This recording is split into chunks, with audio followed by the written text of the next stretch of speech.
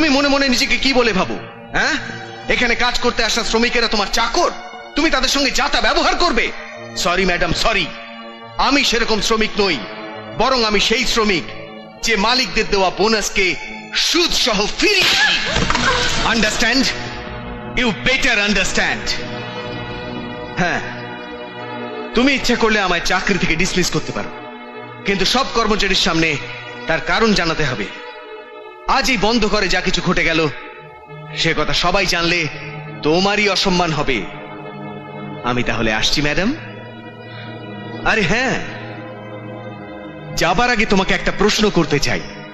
সেদিন তোমার গাড়িতে ছুঁয়েছিলাম বলে তুমি গাড়িতে আগুন লাগিয়েছিলে।